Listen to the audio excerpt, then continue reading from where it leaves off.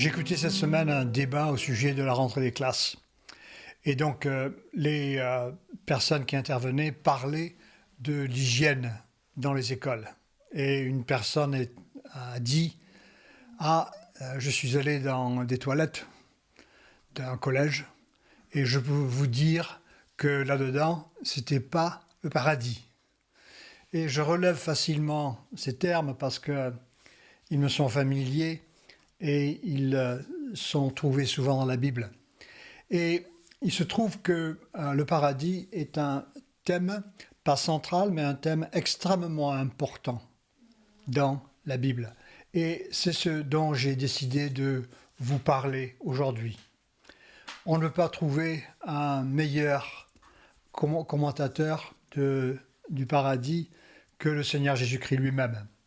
Dans l'Évangile de Jean, chapitre 14, versets 1 à 11, il indique ceci: « Que votre cœur ne se trouble pas. » Et il parlait ici à ses disciples. Et ici, aujourd'hui, nous sommes dans une situation extrêmement difficile avec cette crise sanitaire, aussi situation économique dans laquelle nos cœurs pourraient être tout troublés. Nous avons des questions sur le futur, les maladies, certains vivent des souffrances qu'on n'attendait pas. Nous avons un phénomène qui est absolument inédit et les gens se posent des questions sur ce qui va se passer dans le futur. Et Jésus dit « Croyez en Dieu et croyez en moi.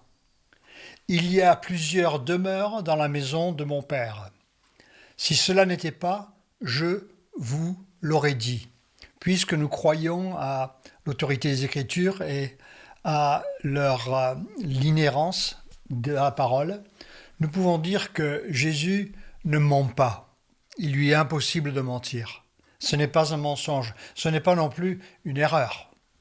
Quelqu'un dirait ensuite « Oh, autant pour moi, je me suis trompé ». Ce n'est pas non plus un conte de fées, ce n'est pas non plus une légende comme l'Iliade et l'Odyssée, par exemple.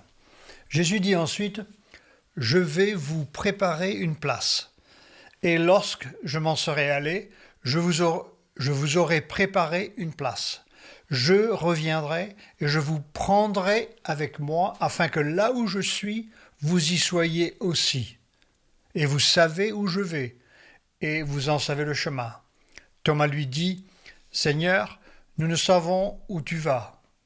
Comment pouvons-nous en savoir le chemin ?» Et Jésus lui dit « Je suis le chemin, la vérité et la vie. » Et il ajoute « Nul ne vient au Père que par moi. » Nous ne pouvons pas aller à cet endroit avec un GPS. Cela n'est pas possible. Nous ne pouvons pas aller à une agence immobilière, chez un notaire. Jésus est en fait,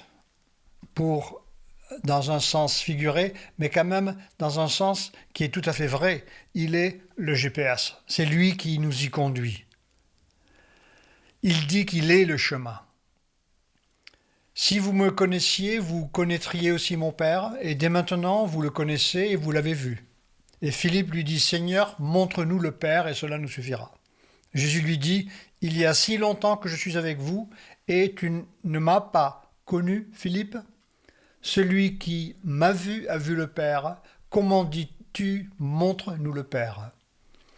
Ne crois-tu pas que je suis dans le Père et que le Père est en moi ?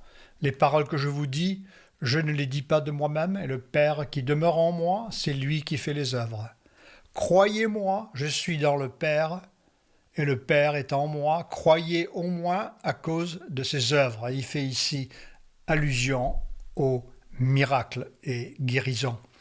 Vous pouvez voir en dessous de la présentation de la vidéo les passages bibliques si vous souhaitez les suivre ainsi. Jésus parle d'une place, d'un chez-soi qui existera dans le paradis éternel. Ce terme topos nous a donné aujourd'hui le mot topographie. C'est-à-dire que c'est un endroit qui est permanent dans la maison du Père. La coutume juive du temps de Jésus était de bâtir pour un enfant qui se mariait un logement attenant au domicile des parents. Et Jésus parle dans cette idée de proximité pour faire valoir son attrait divin. C'est en fait la maison du Père à laquelle Jésus fait allusion. Il est notre Père. Et l'Église que nous sommes est en fait, constitue l'épouse.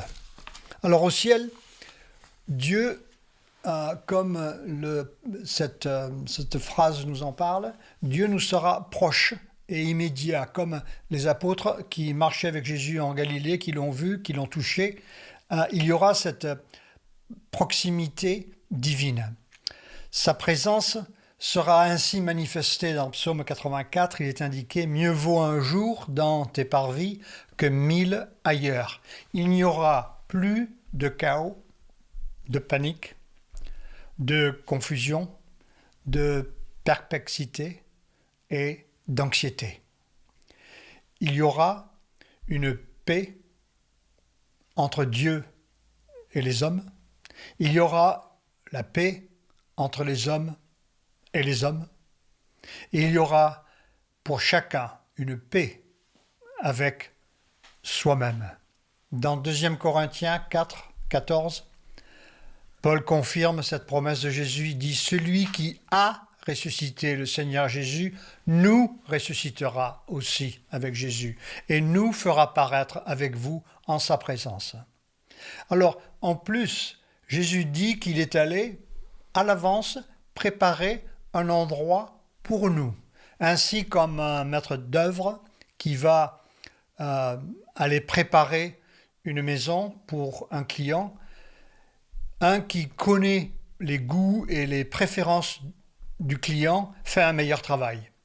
Ici, Jésus connaît tous nos goûts. Il connaît nos pensées de loin. Il sait exactement ce que nous aimons. Il connaît tous les détails de nos préférences. Et il est en train de préparer un endroit pour nous. Alors, cet endroit il aura les caractéristiques physiques propres à la nouvelle terre et aux nouveaux cieux dont Jean parle dans l'Apocalypse 21. Nous vivrons avec des corps ressuscités et transformés. Alors il y aura, nous pouvons, comme ici, nous pourrons voir, nous pourrons entendre, nous pourrons toucher, sentir et goûter.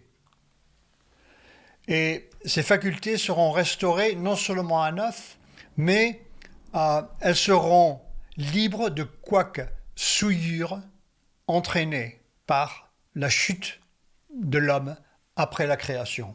De plus, Dieu promet un corps qui sera incorruptible. Ce corps-là durera en fait pour toute l'éternité. On peut dire c'est incroyable, mais en fait c'est ce que Jésus nous dit. Et c'est un corps final. Et il est impossible, humainement, de décrire les qualités de ce corps. Paul indique qu'il est céleste. Il est fait en haut. Celui-ci a été fait en bas. Il y en a un autre qui va être fait en haut, où nous serons, où nous habiterons. Paul utilise l'image d'être recouvert d'une nouvelle tente. Il connaissait bien l'expression parce qu'il fabriquait des tentes. D'autre part, il n'existe pas sur la terre des choses si grandes, si magnifiques, si belles ou splendides, qui peuvent se comparer aux choses à venir. Les plus belles choses sur cette terre peuvent être citées comme des exemples qui provoquent notre admiration. On entend par exemple quand quelqu'un vous présente sa maison au bord de la mer. « Ah voilà !» Et la personne qui arrive lui dit « Ah mais c'est un petit paradis !» Et la personne dit « Ah oui, c'est mon coin de paradis !» Ou on peut dire « Oui, c'est un paradis !» Il y a aussi l'adjectif paradisiaque. Mais dans la Bible, l'apôtre Paul, par exemple, dit qu'il ne pouvait pas révéler ses visions du paradis, car elles étaient trop grandioses. C'est dans 2 Corinthiens 12,4, si vous voulez les consulter. D'ailleurs, il lui fit mis une écharde dans la chair pour l'empêcher d'en parler, pour ne pas s'enorgueillir. Il faut comprendre que les échantillons que nous avons ici de choses qui sont très belles, notamment dans la nature, ont été faits par Dieu. Et puisque Dieu fait une nouvelle terre, un nouveau ciel, nous savons qu'il va faire au moins la même chose. Mais nous savons aussi qu'il va mieux faire. Et nous ne pouvons pas, par exemple, nous attendre à ce que Dieu nous prépare un paradis qui serait moins attrayant que la terre et tout ce qu'elle contient, ici. Alors, vous n'allez pas, par exemple, arriver au paradis aussi, je parle ici de détails qui ne sont pas très importants, ce qui est important, c'est être en la présence de Dieu, mais vous allez au marché, vous allez dire « je voudrais avoir un chou rouge ». La personne ne va pas vous dire « nous n'avons ici au paradis que des choux blancs ». Ou bien « je voudrais avoir une laitue masclin », on ne va pas vous dire « ah mais nous avons que la laitue Batavia ». Ou bien même chose avec ceci ou cela. Dieu va faire qu'il y aura une plus grande variété de tout ce qui a été produit. Je dois vous dire, par exemple, que le pays d'Haïti a de très très bonnes mangues. Et je connaissais la personne du département d'agriculture américain qui s'occupait de la supervision de l'importation des mangues d'Haïti aux États-Unis. Et cette personne m'avait expliqué qu'il y avait en fait 1000 genres de mangues en Haïti. Et donc, il fallait bien les connaître, les étudier. Mais je peux vous dire que dans le nouveau ciel, nouvelle terre, Dieu sera à même de produire, de créer beaucoup d'espèces, beaucoup de choses, beaucoup de végétation, de couleurs auxquelles on ne s'attend pas. Mais on sait que leur beauté surpassera de loin ce que nous avons ici. Notre intelligence, notre mémoire, notre savoir, notre sagesse seront refaites. Principalement, notre appréciation de Dieu grandira. Parce que souvent ici, on voit, comme l'apôtre Paul dit, à travers un miroir. Mais là, on le verra face à face.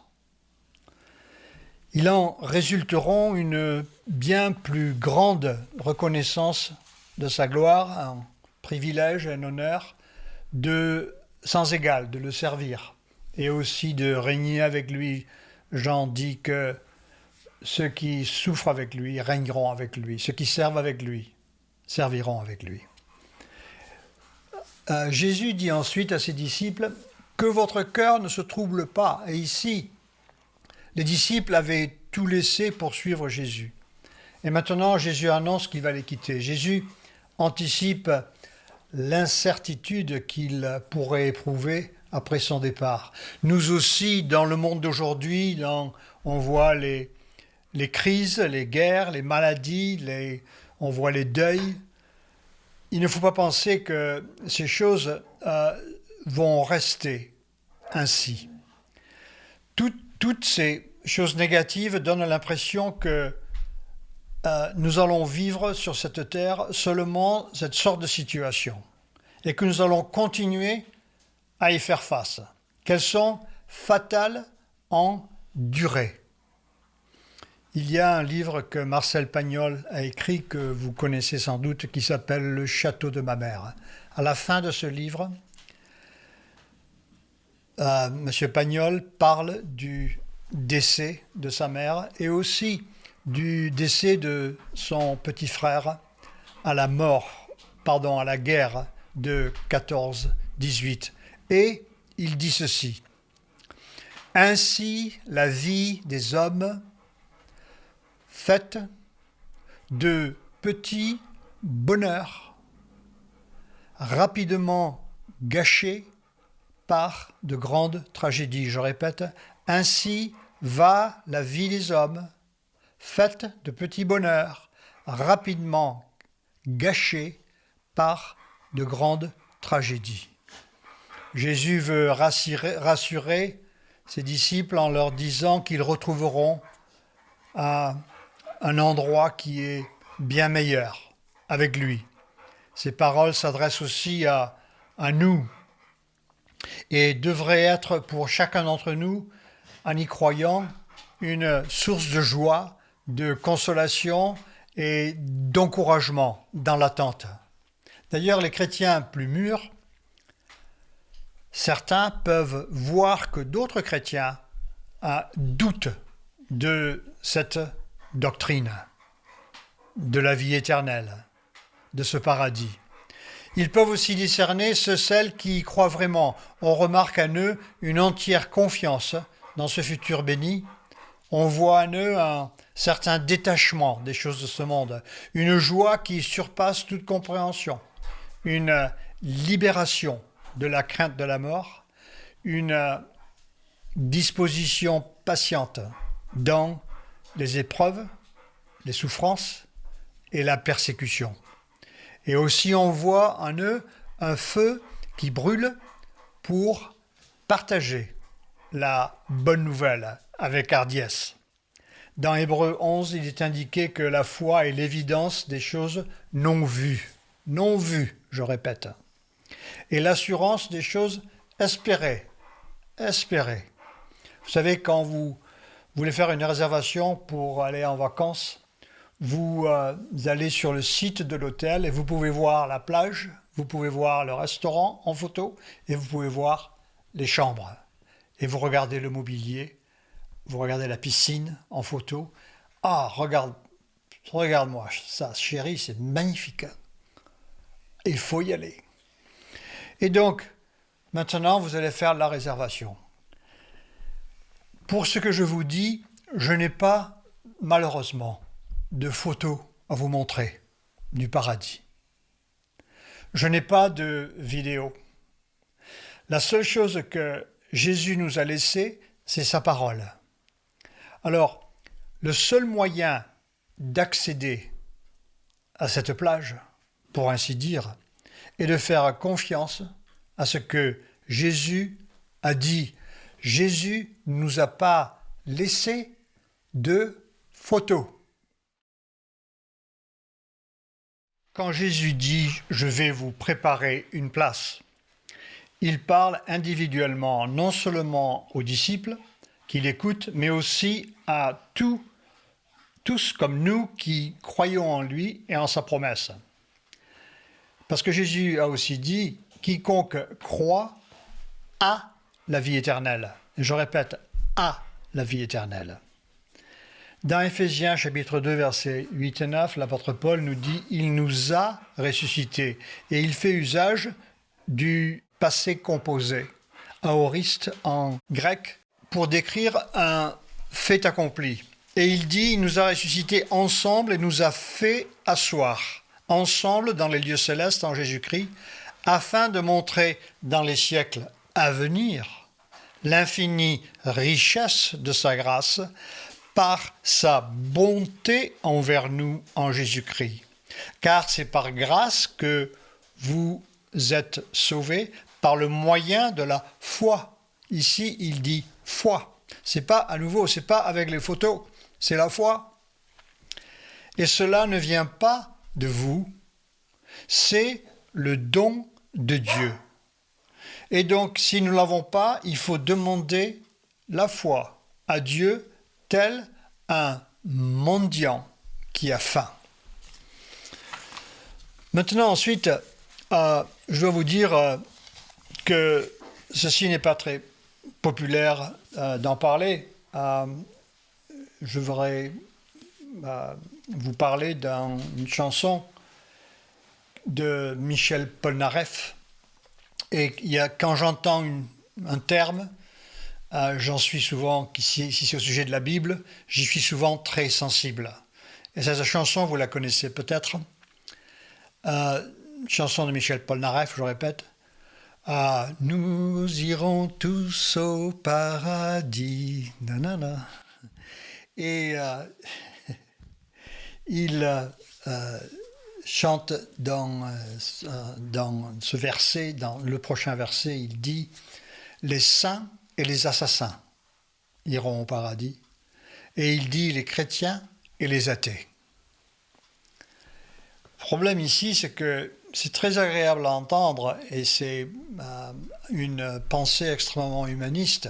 Et je suis sûr que M. Paul Naref vous montrait qu'il a de l'amour pour tout le monde, du respect pour tout le monde. Cependant, Jésus nous dit qu'il faut avoir cru, mais aussi s'être repenti. Le criminel qui était crucifié, qui était un assassin, comme Paul Naref en cite, il était un assassin, mais il s'est repenti avant que Jésus lui dise « Aujourd'hui, tu seras avec moi au paradis ». Tous les prophètes, Jean-Baptiste, Jésus, tous les apôtres, nous confirment la même doctrine. Et donc, c'est selon ce que Dieu décide, et c'est selon notre croyance, c'est selon notre foi. Et donc, il est important de savoir que tout le monde n'ira pas au paradis. Mais la porte est grand ouverte pour ceux qui veulent venir à Jésus-Christ. Thomas dit « Montre-nous le chemin ». Il commettait l'erreur de chercher ce paradis dont Jésus parlait sur cette terre de façon à s'y rendre. Le royaume dont Jésus parle n'est pas de ce monde. Jésus avait dit « Mon royaume n'est pas de ce monde ». Le monde dans lequel il sera est hors de ce monde. Il est beaucoup mieux que ce monde. Le monde actuel, déchu, est trop souillé, trop pollué. Il est détérioré par la présence du péché et du diable que Dieu jugera. Dieu ne pourra même pas utiliser un seul brin de poussière de cette terre pour bâtir la nouvelle terre. D'ailleurs, quand Jésus avait envoyé ses disciples pour prêcher, il leur avait dit, s'ils refusent de se repentir, de vous écouter, ôtez la poussière de vos souliers, car le jugement sur cette ville sera pire que le jugement de Sodome. Il ne voulait pas qu'un brin de poussière de cette ville soit sur leurs pieds, à cause du jugement qui viendrait peut-être aussi sur leurs pieds. Et donc, cet endroit sera totalement nouveau. Il n'y aura même pas une goutte d'eau qui est de cette terre, qui pourra être utilisée dans la nouvelle terre. Nous avons même entendu qu'il y avait des traces du Covid-19 dans un canal de Paris. Et je ne parle pas de ce type de cette eau qui est peut-être contaminée, un petit peu contaminée, mais je parle même de l'eau la plus pure qui est sur la terre. Même celle-là ne pourra pas être utilisée sur la nouvelle terre. Jésus déclare « Je suis le chemin, je suis la vérité, je suis la vie, et nul ne vient au Père que par moi. » La vie éternelle est pour celui qui croit que Jésus a donné son sang pour le pardon du péché, qu'il est ressuscité. Il est pour lui sa source de joie éternelle.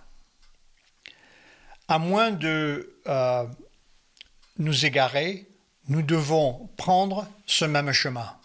Philippe dit ensuite à Jésus « Montre-nous le Père », car il n'avait point compris que Jésus était autant Dieu que le Père, que Jésus, en fait, était le Fils de Dieu. Jésus répond, « Celui qui m'a vu a vu le Père ».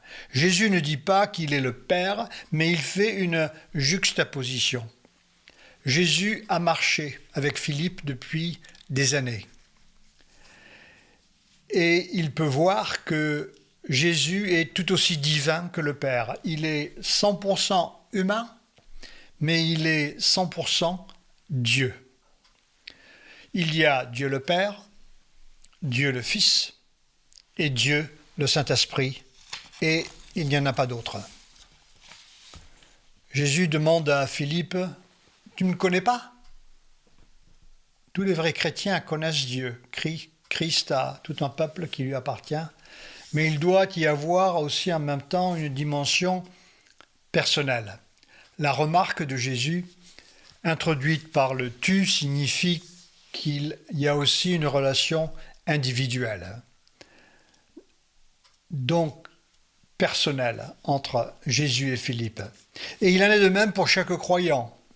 Chacun doit avoir une relation personnelle avec Christ, car il doit connaître le Christ. Dans Jean, chapitre 17, verset 3, il est indiqué, c'est une parole de Jésus-Christ, « Or, la vie éternelle, c'est qu'ils te connaissent, toi, le seul vrai Dieu, et celui que tu as envoyé, Jésus-Christ. » Je peux imaginer, par exemple, je l'invente pour l'illustrer, une conversation entre deux personnes qui sont dans un café pas loin d'Élysée-Matignon.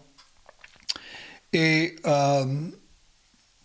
ils sont côte à côte, et il y a une personne qui lit le journal et qui dit à l'autre, « Ah oui, moi je connais Macron, il ne va pas le faire, je ne pense pas qu'il va faire cela. » Et l'autre qui est à côté, qui lit aussi un journal, il dit « Ah oui, moi aussi je connais Macron, je pense qu'il va le faire. » Tu veux dire, tu penses qu'il va le faire ? Ah, moi je ne pense pas qu'il va le faire. Et ils discutent. Et ensuite, une des deux personnes dit « Écoute, mais moi je connais Macron, mais je ne le connais pas comme tu le connais. Je suis son chef de cabinet. Et je passe 2 heures chaque jour avec lui. » Et l'autre dit « Vraiment ? »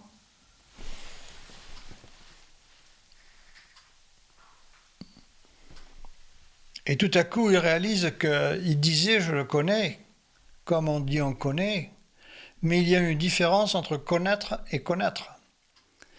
Nous savons que par la prière, nous pouvons être en relation avec Jésus-Christ. Nous savons que quand nous communiquons avec lui, nous lui demandons quelque chose et il nous répond. Et s'il ne nous répond pas tout de suite, il le fait plus tard.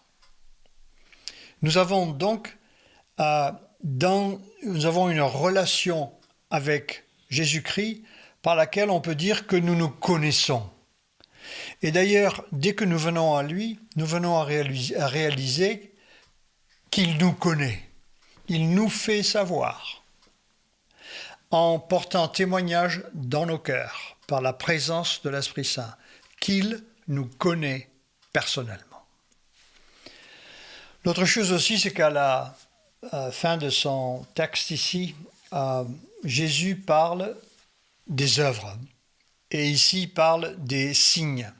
Et ces signes sont les œuvres miraculeuses qui authentifient, confirment que Christ est non seulement homme, mais qu'il est aussi Dieu et que sa parole est vraie. Alors ces signes témoignent de la personne de Christ. Jésus dit « Croyez à cause des œuvres ». Alors, au début du ministère de Jésus, plus tard aussi, mais surtout au début, ces miracles sont un déclenchement soudain qui ont attiré de partout les multitudes. Il n'avait pas besoin de faire de publicité, les gens étaient vraiment guéris. Les démons étaient vraiment chassés. Les gens étaient libérés. La nouvelle s'était propagée alors que Jésus, en fait, essayait d'empêcher les personnes qui étaient guéries et les miraculés de le répéter. il est indiqué que la puissance du Seigneur était présente pour les accomplir. Et ceci était un signe indiquant que la personne qui parlait venait du ciel. Dans Hébreux chapitre 2 verset 3, il est indiqué que les signes témoignent de la parole divine prêchée par les prédicateurs.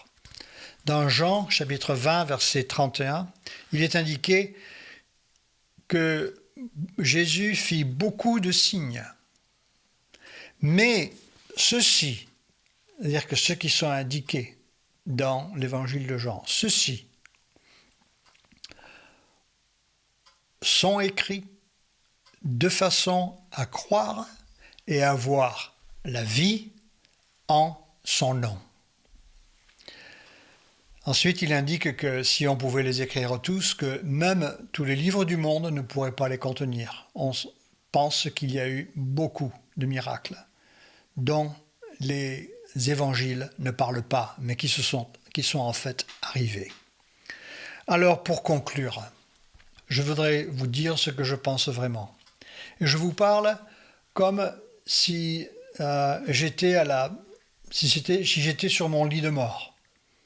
Si je voudrais vous dire quelque chose de très important à quelqu'un que j'aime très profondément, je voudrais vous dire ceci, que vous devez absolument, indispensablement, sans faute, croire en Jésus, qu'il est mort pour vos péchés et vous repentir de vos fautes. Dire stop à votre vie dans le péché. Ainsi, de la sorte, Jésus sera la seule personne, ce ne sera pas quiconque d'autre, la seule personne qui peut vous sortir de votre cercueil. Je viens de voir qu'une société dans le sud-ouest qui fabriquait un nombre record de cercueils en ce moment. Jésus est la seule personne aujourd'hui qui peut vous sortir de votre cercueil et vous installer dans un endroit qui est mieux que Biarritz ou le Cap d'Antibes ou l'Alpe d'Huez, pour plus longtemps que le mois d'août. Prions ensemble. Seigneur, nous venons devant toi aujourd'hui et nous savons comment tu es intervenu dans la vie des disciples. Et tu leur as parlé car ils étaient soucieux de ce qui allait se passer après ton départ. Et nous-mêmes ici, nous vivons dans des moments de perplexité, parfois d'angoisse, certainement de difficultés, nombre d'entre nous de souffrances. Et nous prions que en ce moment, tu viennes pour faire un éclairage sur le seul moyen que nous avons pour, à long terme, sortir de l'impasse, la trappe dans laquelle nous sommes. Et nous te demandons de faire tout le nécessaire pour nous en sauver. Prions que tu envoies nos esprits, envoie ton esprit pour porter témoignage à la vérité qui est prêchée aujourd'hui. Prions que tu donnes un esprit de sagesse, esprit de révélation, de compréhension, pour que chacune qui écoute puisse voir la vérité de ces paroles. Nous te le demandons au nom de Jésus-Christ. Amen.